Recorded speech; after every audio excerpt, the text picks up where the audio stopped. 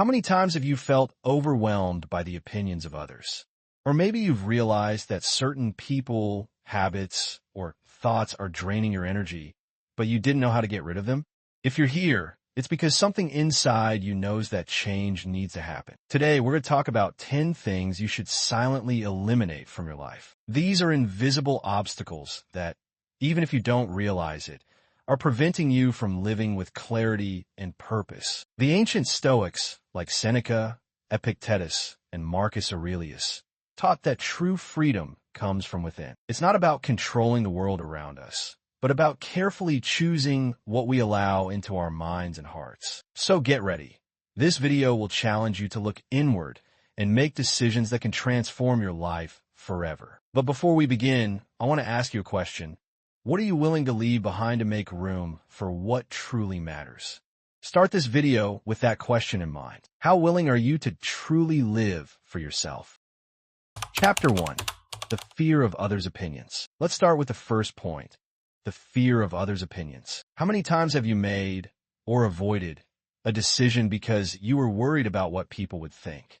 Maybe you've held back from speaking in public, asking for that raise at work, or even following a dream because you feared being judged. A common mistake is thinking that being indifferent to others' opinions means being arrogant or disrespectful. In reality, it's not about ignoring all criticism or feedback, but about learning to distinguish between what is constructive and what is just noise. Not every opinion deserves space in your mind. As Marcus Aurelius wrote, "I have the power to remove from my life anything that is not true, just, or useful." Remember, you don't need universal approval to live well. What truly matters is what you think of yourself, as long as your choices align with your deepest values. Epictetus, one of the great Stoic philosophers, said something powerful about this. If you wish to progress, be willing to look foolish and stupid. He understood that the fear of others' opinions is a silent prison that prevents us from fully living. But here's the truth. No one thinks about you as much as you imagine. Most people are too busy worrying about themselves to judge your actions. And even if someone does criticize you, does that truly define who you are? Chapter 2. Toxic relationships. Now, let's talk about something that deeply affects many people. Toxic relationships. Have you ever stopped to think about how many of your daily connections truly strengthen you? Or are some of them slowly draining your energy, self-esteem, and inner peace? The Stoics understood the importance of choosing our company wisely. Seneca wrote, "Associate with people who can improve you. Let their examples inspire you." He knew that the people around us shape who we are, for better or worse. But how can we identify a toxic relationship? They often come disguised as friendship, love, or even family. These are the connections that, no matter how much we try to justify them, leave us feeling exhausted, unappreciated, or questioning our own worth. Maybe it's someone who constantly complains without seeking solutions, manipulates your emotions, or deliberately ignores your boundaries. The biggest challenge isn't recognizing these relationships. It's making the decision to create distance. Many times we hold on to the illusion that if I just try a little harder, maybe this person will change. However, the hard truth is that some people are either unwilling or unable to change, and holding on to these relationships only prolongs your suffering. Chapter 3. Self-destructive habits. Now, let's move on to the third point, self-destructive habits. At some point, we all develop behaviors that we know aren't healthy, yet we persist in them. Maybe it's procrastinating at work, spending money impulsively, or neglecting our physical and mental health. The Stoics teach us that our daily actions shape our character. Marcus Aurelius wrote, "You become what you repeatedly do." This means that every small choice, no matter how insignificant it seems, has the power to lead us toward growth or personal decline. But here's the real issue. Many of these self-destructive habits are rooted in something deeper. They often serve as an escape, a way to avoid facing uncomfortable emotions like fear, frustration, or sadness. For example, binge-watching shows might feel like stress relief, but in the long run, it only increases the feeling of emptiness. The biggest challenge is that these habits are often subtle. They don't appear suddenly, screaming for attention. Instead, They slowly creep into our routines until we realize they've taken up a disproportionate space in our lives. So how do we deal with this?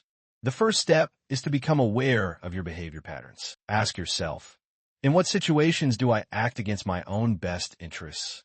Maybe you notice that you always reach for your phone when you're anxious, or that you delay important tasks because you fear failure. Recognizing these patterns is half the battle. The other half is replacing these habits with healthier alternatives. If you tend to procrastinate, try breaking tasks into smaller, more manageable steps. If excessive social media use is an issue, set clear daily limits.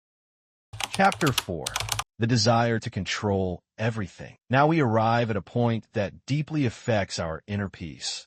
The desire to control everything. How many times have you found yourself trying to predict every detail of a situation, plan for every possible scenario, or ensure that things turn out exactly as you expect?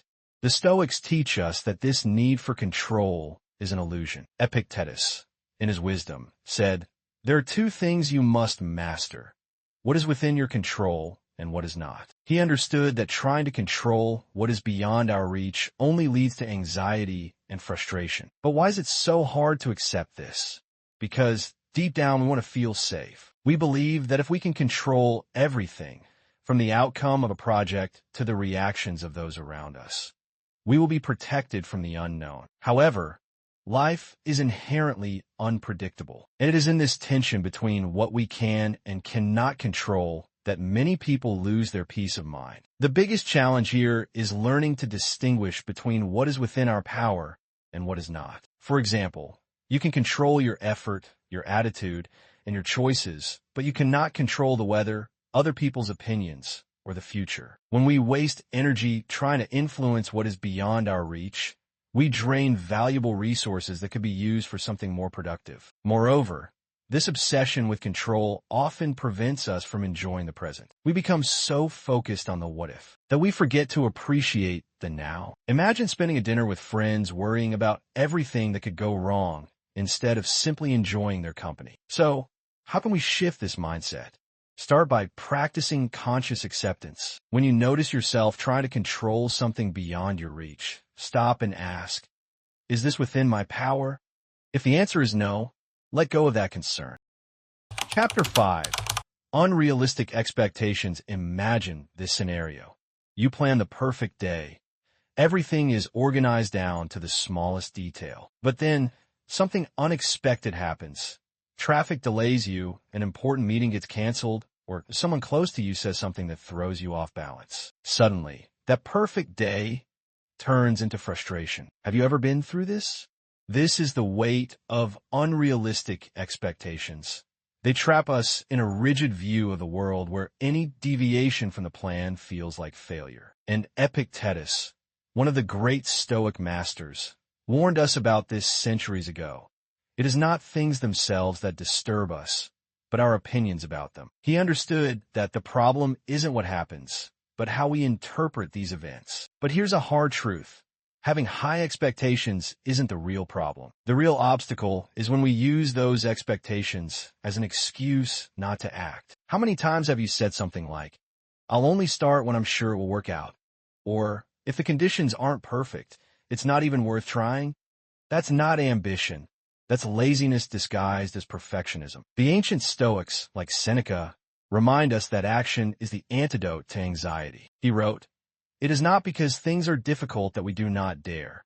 It is because we do not dare that they are difficult." In other words, waiting for the ideal moment is just another form of procrastination. Life waits for no one, and the more time you spend fantasizing about perfect scenarios, the less time you dedicate to the hard work necessary to achieve your goals. The biggest challenge here is learning to embrace uncertainty. Instead of expecting everything to go exactly as planned, we can train our minds to see the value in the unexpected. After all, many of life's best experiences, a chance meeting, a surprising opportunity, happen precisely because things didn't go according to plan. Remember, don't wait for the perfect scenario to begin. Start where you are, with what you have, and adjust your path as you move forward.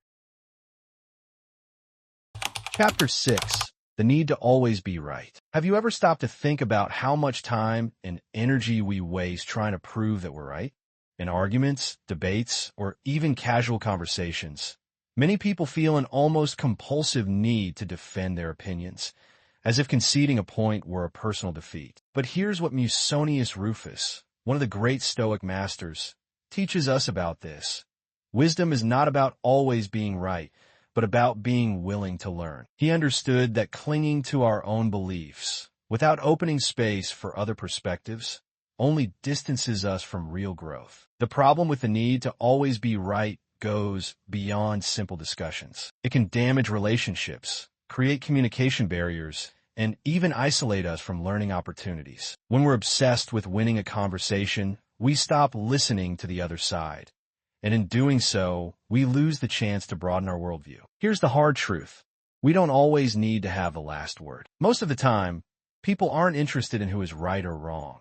They just want to be heard, understood, and respected. Insisting on being right may give you a temporary sense of superiority, but in the long run, this attitude only creates distance and conflict. Moreover, this need is deeply connected to the ego, that inner voice that tells us, if you admit you're wrong, others will judge you. But think about it. Does your self-worth really depend on proving that you know more than others? Or is there more value in recognizing when you don't know something and being open to learning?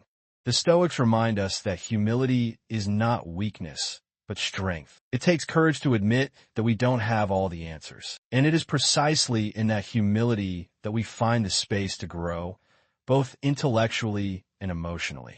Chapter 7. The Digital Noise. Have you ever stopped to count how many hours of your day are consumed by notifications, social media, and digital distractions? Whether it's the alert of a new message, the endless scroll on Instagram, or that YouTube video that only lasts 5 minutes but ends up becoming an hour, digital noise is everywhere. And it's not just a fleeting nuisance. It might be stealing something far more valuable, your attention and, consequently, your life. Seneca, in his Stoic wisdom, already warned us about the dangers of distractions. Life is long enough, and it has been generously given for the greatest things, if all of it is well invested. He lived in an era without smartphones or the internet, but his words resonate even louder today. After all, how much of our time are we really investing in something meaningful? And how much are we wasting on superficial stimuli? The main problem with digital noise is not only the amount of time it consumes, but also the impact it has on our minds. Each notification fragments our attention, prevents us from delving into important tasks, and, little by little, makes us unable to focus for prolonged periods. It's as if we're constantly split between the real world and the virtual one, never fully present in either. And here's something you might not have considered. Digital noise doesn't just steal our time. It also shapes our identity. When we spend hours consuming shallow content or comparing our lives to the edited versions of others, we begin to lose touch with who we really are. As Epictetus said, "Don't be deceived by appearances. They have the power to mislead." In the digital world, many of these appearances are carefully crafted to capture our attention and often our self-esteem. But there's a way out. Instead of trying to fight all distractions at once, start by recognizing the value of mental silence. The Stoics remind us that the mind, like the body, needs rest to grow stronger. When we allow it to rest from the constant digital interruptions, we create space for deeper thoughts, genuine creativity, and true connections. Chapter 8. Negative Thoughts. Imagine your mind as a garden. Every thought you cultivate is a seed. And if you're not careful, the weeds of negative thoughts can quickly take over everything. How many times have you found yourself trapped in a cycle of self-criticism, worry, or pessimism? These mental patterns not only drain your energy, but also shape how you see the world and yourself. The Stoics deeply understood the weight that thoughts have on our lives. Epictetus, for example, teaches us it's not things themselves that disturb us, but the view we take of them. This transformative idea reminds us that external events have no intrinsic power over us. It's the lens through which we see them that defines how we feel and act. In other words, you may not control everything that happens around you, but you will always have the power to choose how to interpret those situations. A setback can be seen as a devastating failure or as an opportunity for learning. The difference lies in the perspective you decide to adopt. And this choice, no matter how simple it seems, is what determines your inner strength. Chapter 9. Physical and mental disorder. Have you noticed how the environment around you directly influences your mental state? When your desk is messy, your clothes are scattered around the room, or your schedule is a mess, something inside of you also seems disorganized. And this feeling of disorder is not limited to the physical space. It invades your mind, making it hard to think clearly, make decisions, or simply relax. The Stoics knew that external order reflects internal order. Seneca wrote, "The man who cannot endure the mess in his house is unlikely to endure the mess in his soul." He understood that taking care of the environment around us is a powerful way to cultivate discipline and inner peace. But here's the crucial point. Physical disorder is just the tip of the iceberg. Often, it's a reflection of an even greater mental disorder.